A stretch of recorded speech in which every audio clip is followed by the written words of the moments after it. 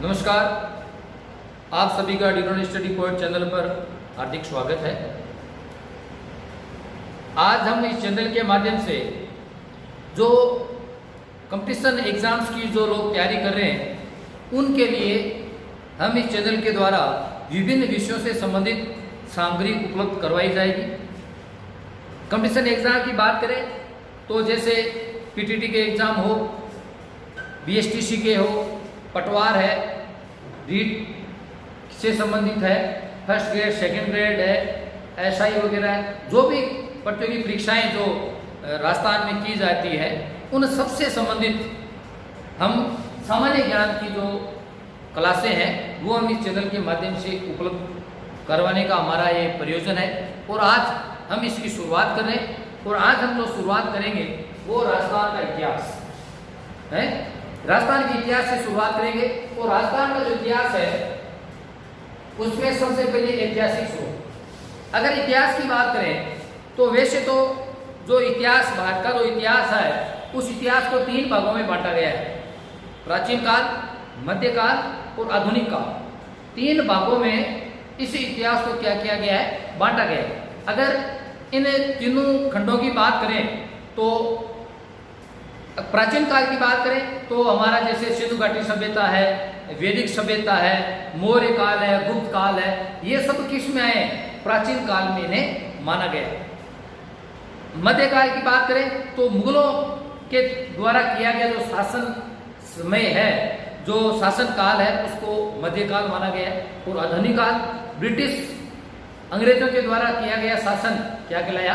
आधुनिक काल। इस प्रकार से भारतीय इतिहास को 3 भागों में बांटा गया है। भारतीय इतिहास की जो क्लासें हैं वो हम अलग से करेंगे। ये जो है ये राजस्थान के इतिहास से संबंधित क्लासेस हैं।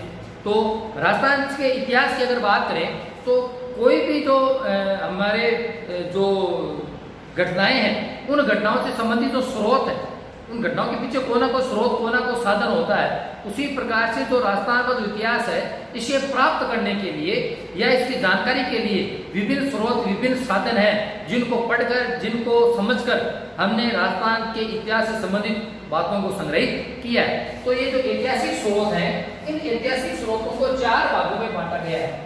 ऐतिहासिक स्रोतों को कितने भागों में बांटा गया है?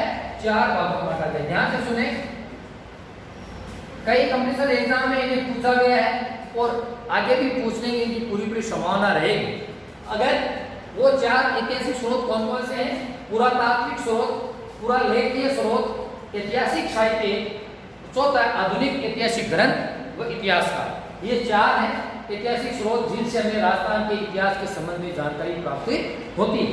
अगर हम पुरातात्विक स्रोत की बात करें तो पुरातात्विक स्रोत क्या है कि जो प्राचीन जो मानव सभ्यता है जो किसी कारणों से नष्ट हो गई, तो उस नष्ट हुई जो प्राचीन मानव सभ्यता है उसके जो अवशेष हमें प्राप्त हुए हैं, जैसे मिट्टी के बर्तन हैं, उनके टूटे फूटे मकानों के खंडहर हैं, आपके मृदभांड हैं, इनसे या तो औजार प्राप्त हो, चाहे लकड़ी के औजार हो, चाहे लोहे के औजार हो, चाहे तांबे के औजार हो, ये जो औजार हमें प्राप्त हुए हैं, ये जो हमें अवशेष प्राप्त हुए हैं, इन सभी को क्या कहा गया है? पुरातात्विक स्रोत कहा गया है। ये जो प्राचीन जो नष्ट हुई जो मानव सभ्यता है इसमें संबंधित जो अवशेष जैसे मृदभांड है, गृह अवशेष हैं, आपके मिट्टी के बर्तन हैं, आपके लोहे, लकड़ी और तांबे के जो औजार हैं, इन सब का अध्ययन करके हमने राजस्थान के इतिहास के संबंध में जानकारी प्राप्त की है। और अगर राजस्थान के इतिहास की बात करें तो राजस्थान के इतिहास के अध्ययन के लिए ये जो पुरातात्विक स्रोत हैं इन्हें सर्वाधिक प्रमाणिक माना गया है। सर्वाधिक प्रामाणिक माना गया है। सर्वाधिक प्रामाणिक साक्ष्य हमें पुरातात्विक स्रोतों से ही प्राप्त होते हैं। तो प्रश्न क्या पूछेगा कि राजस्थान के इतिहास के अध्ययन के लिए सर्वाधिक प्रामाणिक ऐतिहासिक स्रोत कौन सा है? तो हमारा जवाब क्या होगा? पुरातात्विक स्रोत। जो हमने क्या पढ़ा कि नष्ट हुई प्राचीन मानव सभ्यता के अवशेष जैसे मृदभांड, गृह अवशेष, पाषाण, ताम्र व लोहे के औजार आदि का अध्ययन करके हमने इतिहास, राजस्थान के इतिहास का अध्ययन किया है या उसकी जानकारी प्राप्त की है। अगला जो स्रोत है राजस्थान के इतिहास का वो है पुरालेखीय स्रोत। क्या है? पुरालेखीय स्रोत। पुरालेखीय, पुर का मतलब है प्राचीन, पुर का मतलब क्या है? प्राचीन, लेख है लिखी गई, बातें। तो पुरालेख के स्रोत का मतलब क्या हुआ कि विभिन्न भाषाओं में लिखी हुई प्राप्त सामग्री जिसे हम पढ़कर उस जमाने के बारे में ज्ञान प्राप्त करते हैं, जानकारी प्राप्त करते हैं, वो क्या कहते हैं पुरालेख के स्रोत। ये तो लिखे हुए प्राप्त होते हैं, ये हमें एक भौतिक रूप से हमें सामग्री प्राप्त होती है। तो पुरालेख के स्रोत की विभिन्न भाषाओं में लिखी हुई प्राप्त सामग्री जिसे पढ़कर हम तत्कालीन समय के बारे में जानकारी प्राप्त करते हैं, पुरालेख के स्रोत कहलाते। ये पुरालेख के स्रोत 4 हैं, शिलालेख हैं, सिक्के हैं, अभिलेख हैं और ताम्रपत्र। शिलालेखों पर जानकारी पत्थरों पर लिखी हुई मिलती है, मंदिरों के कुछ भागों पर हमें लिखी हुई मिलती है, या गुहाओं में हमें ये सामग्री प्राप्त होती है, तो वो तो क्या कहते हैं शिलालेख। पत्थरों पर राजा महाराजाओं ने अपनी कुछ आदेश दिए, कुछ बातें लिखी, अपने वंश के बारे में लिखी, उन्हें क्या कहा गया शिलालेख। शिला यानी पत्थर, लेख यानी उस पर लिखा गया। सिक्के प्राचीन समय के जो सिक्के हैं, जिसमें सबसे जो है प्राचीन कहा गया पंचमार्क सिक्के। क्या कहा गया है? पंचमार्क सिक्के। उन सिक्कों से भी हमें इतिहास के बारे में जानकारी प्राप्त होती है। अभिलेख, शिलालेख और अभिलेख में अंतर। शिलालेख तो मंदिर के कुछ भागों हैं, आपके ये जो पत्थर, आपके जो भवन की जो दीवारें, उन पर स्तूप है, स्तंभ है, मठ है, इन पर लिखी गए। जबकि अभिलेख जो होते हैं, वो अभिलेख क्या चीज होते हैं कि सरकारी विभाग है, आपके प्राचीन घराने आदि में पाई जाने वाली जो बहियां, जो पुरानी बही खाते होते हैं, उसमें जो बातें लिखी गई है, उन्हें क्या कहा गया है? अभिलेख कहा गया है। फिर ताम्रपत्र, तांबे के पत्र के ऊपर जो बातें लिखी, जो लेख लिखे गए, उन्हें क्या कहा गया है? ताम्रपत्र। इसलिए राजस्थान के इतिहास से संबंधित पुरालेख स्रोत हैं, वो 3 भागों में बांटे गए हैं। 4 भागों में शिलालेख, सिक्के, अभिलेख और ताम्रपत्र। अगर हम अगले ऐतिहासिक स्रोत की बात करें, तो अगला है ऐतिहासिक साहित्य। ऐतिहासिक जो साहित्य हैं, वो संस्कृत भाषा के साहित्य हैं, हिंदी और राजस्थानी भाषा के साहित्य हैं, जैन साहित्य हैं, ख्यात साहित्य और फारसी साहित्य। इसलिए इस प्रकार से ऐतिहासिक साहित्य को कितने भागों में बांटा गया है? 5 भागों में। इन सबका आगे में अलग अलग अध्ययन करेंगे। फिर आधुनिक ऐतिहासिक ग्रंथ और इतिहासकार। आधुनिक जो इतिहासकार है, उन्होंने राजस्थान का अध्ययन किया इतिहास से संबंधित और अपने ग्रंथ लिखे, तो उन्हें ऐतिहासिक, आधुनिक ऐतिहासिक ग्रंथ कहा गया। प्रमुख अगर इतिहासकार की बात करें, तो कर्नल जेम्स टोड, जिसे राजस्थान के इतिहास का जनक कहा जाता है। राजस्थान के इतिहास का जो विस्तृत जो अध्ययन किया था, जो लिखा था, वो कौन था? पहला व्यक्ति कर्नल जेम्स टोड। उसके बाद में डॉक्टर एल.पी. टेस्टोरी, गौरीशंकर हीराचंद ओझा, सूर्यमल मिश्र और कवि राजा श्यामल दास। ये 5 और भी कई इतिहासकार हैं, लेकिन ये सर्वाधिक महत्वपूर्ण है। तो इस प्रकार से राजस्थान के अध्ययन का जो इतिहास का जो ऐतिहासिक स्रोत है, वो 4 भागों में: पुरातात्विक स्रोत, पुरालेख के स्रोत, ऐतिहासिक साहित्य और आधुनिक ऐतिहासिक ग्रंथ, इतिहासकार, जिनका हमने भी अध्ययन किया। अब आगे जो और भी जो राजस्थान के इतिहास से संबंधित जो महत्वपूर्ण छोटी छोटी बातें हैं, उन्हें देखें आप, और इनसे संबंधित कई क्वेश्चन एग्जाम में पूछे जाते हैं। आप लोग ध्यान से सुनना। राजस्थान के अगर इतिहास की बात करें, राजस्थान के अगर इतिहास की बात करें, तो राजस्थान के लिए पहले जो शब्द काम में लिया जाता था, वो शब्द काम में लिया जाता राजपूताना। राजस्थान को मध्यकाल या ब्रिटिश काल में किस नाम से जाना गया? राजपूताना। तो इस राजपूताना शब्द को लेकर कई प्रकार के क्वेश्चंस एग्जाम में पूछे गए और आगे भी पूछने की पूरी संभावना है। अगर इसके लिए बात करें, तो नंबर 1, राजस्थान के लिए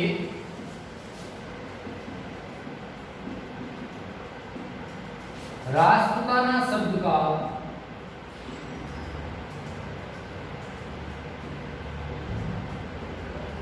सर्वप्रथम प्रयोग जॉर्ज थॉमस ने किया।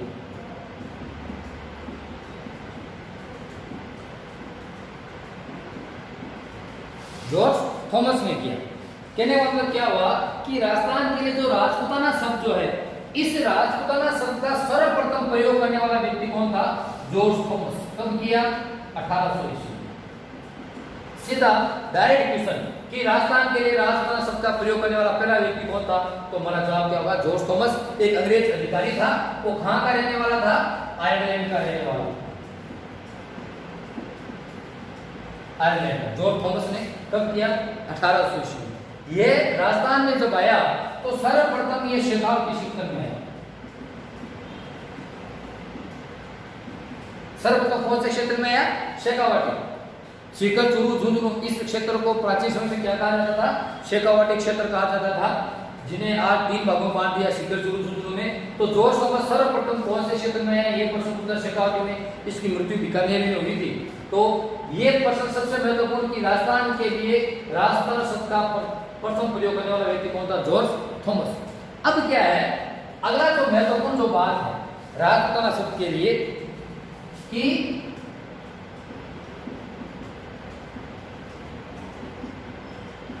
राजपूताना शब्द का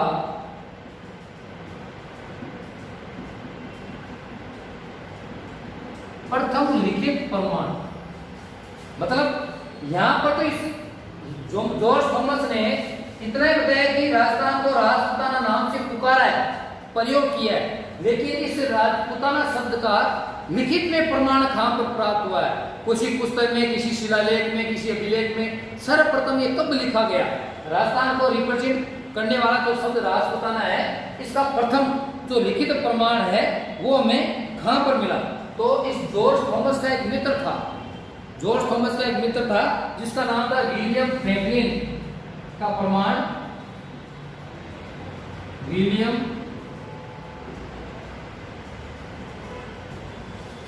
फ्रैंकलिन जॉर्ज थॉमस का मित्र था। विलियम फ्रैंकलिन की पुस्तक थी, इस पुस्तक का नाम भी हमें याद रखना है, कई बार पुस्तक का नाम भी पूछ लिया जाता है। तो military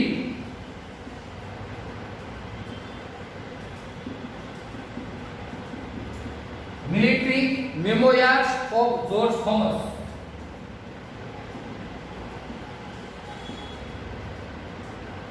military memorials of George Thomas में किया।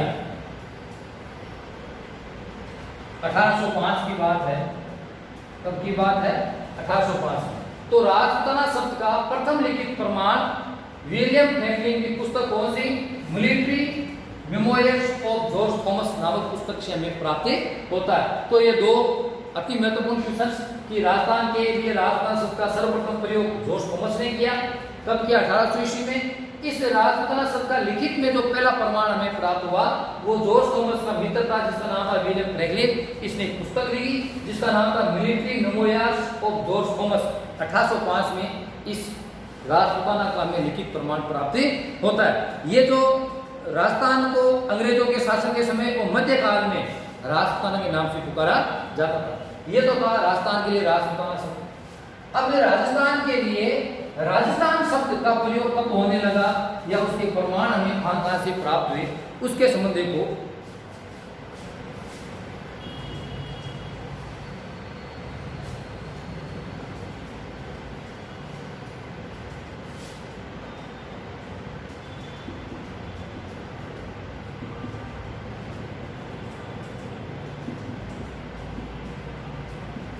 राजस्थान शब्द का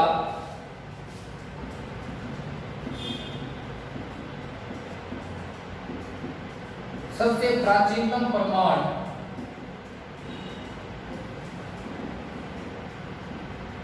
बसंतगढ़ जो कहाँ है? सिरोही जिले में। वर्तमान में बसंतगढ़ कहाँ है? सिरोही में। तो राजस्थान शब्द का सबसे प्राचीनतम प्रमाण बसंतगढ़ सिरोही के शिमल माता मंदिर, कौन सा मंदिर है?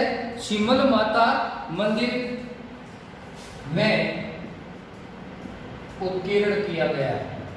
उत्कीर्ण है मतलब शिमल माता मंदिर जो है वहां पर बसंतगढ़ सिरोही में स्थित शिमल माता मंदिर में राजस्थान के लिए राजस्थान शब्द का सबसे प्राचीनतम मतलब राजस्थान जो शब्द है इसका सबसे पहले सबसे प्राचीन प्रमाण कहां पर है? तो 682 ईस्वी में 600 विक्रम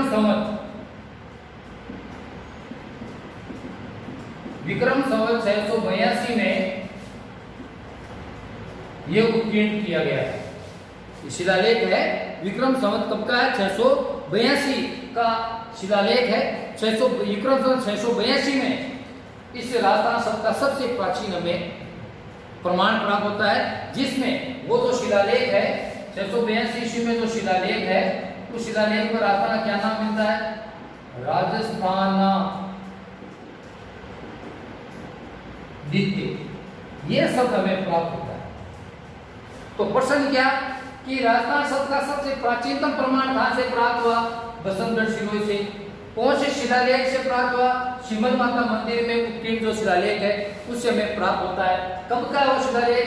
विक्रम संवत 682 का है। और उस शिलालेख में राजस्थान के लिए किस शब्द का प्रयोग किया गया है? तो वो शब्द है राजस्थान द्वितीय, इस शब्द का प्रयोग। तो राजस्थान शब्द का सबसे प्राचीनतम जो प्रमाण है वो बसंतगढ़ सिरोही के शिमल माता मंदिर में, कहीं पर थिमल माता भी लिखा होता है, तो बसंतगढ़ शिलालेख भी कहा सकता है, शिमल माता मंदिर शिलालेख भी कहा जा सकता है, जो विक्रम संवत 682 का है, जहां पर राजस्थान द्वितीय शब्द का प्रयोग होता है। इसके बाद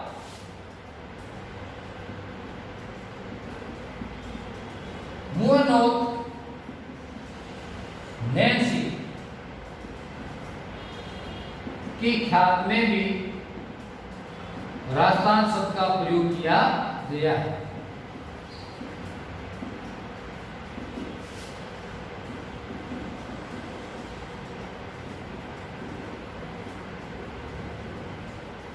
क्या मतलब हुआ कि मोन और नैन्सी की जो ख्यात है उसमें भी राजस्थान शब्द का हमें क्या मिलता है? प्रमाण प्राप्त होता है। और इसी ग्रंथ को मोन और नैन्सी की जो ख्यात है इसे राजस्थान का प्रथम ऐतिहासिक ग्रंथ माना जाता है। मोन और नैन्सी की जो ख्यात है ये बहुत महत्वपूर्ण बात है कि इसे राजस्थान का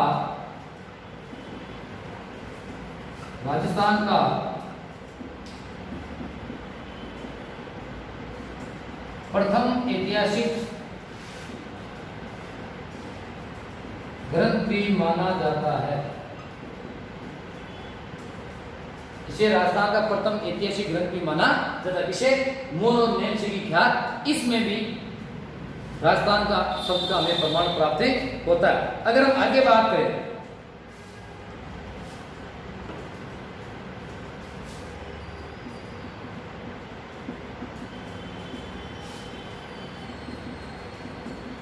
अब लिखित प्रमाण तो हमें ये यहां से प्राप्त हुआ बसंतगढ़, लेकिन राजपूताना के लिए राजस्थान शब्द का प्रयोग सर्वप्रथम किसने किया? तो राजपूताना भूभाग के लिए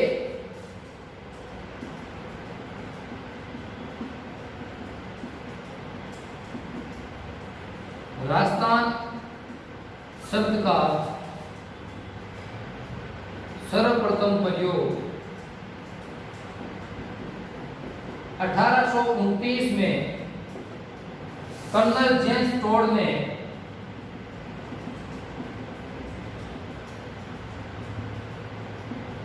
किया। अभी बताए ना, कर्नल जेम्स टोड को राजस्थान के इतिहास में क्या कहा जाता है? जनक पिता कहा जाता है। तो राजपूताना भूभाग के लिए राजस्थान शब्द का सर्वप्रथम प्रयोग किसने किया? Colonel James Tod. अब देखो दो बातें आ गई कि राजस्थान के लिए राजपूताना शब्द का सर्वप्रथम प्रयोग, अगर राजपूताना का बात पूछे तो जेम्स आपके जॉर्ज थॉमस, और अगर राजस्थान शब्द की बात पूछे तो वो कौन है? Colonel James. और इसने एक पुस्तक लिखी थी, उस पुस्तक में इसका वर्णन किया गया है। उस पुस्तक का नाम क्या है? The annals. पुस्तक का नाम है the annals and antiquities of Rajasthan. The annals and antiquities of Rajasthan. इस पुस्तक में राजपूताना के लिए राजस्थान शब्द का सर्वप्रथम प्रयोग कर्नल जेम्स टोड ने 1829 में किया। कर्नल जेम्स टोड को राजस्थान के इतिहास का क्या कहा जाता है? जनक कहा जाता है। अब देखो अगली बात बहुत महत्वपूर्ण है। आजादी के बाद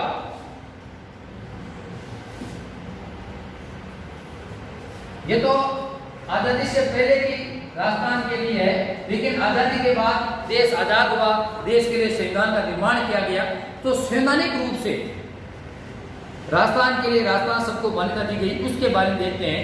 तो आजादी के उपरांत एक समिति बनाई गई थी जिसका नाम था पी सत्यनारायण राव कमेटी।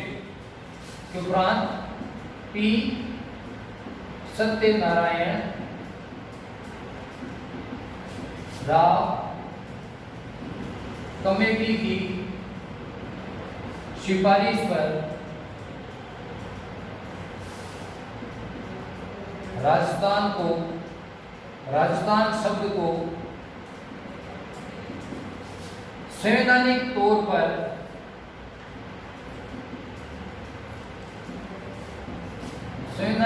पर मान्यता प्राप्त हुई।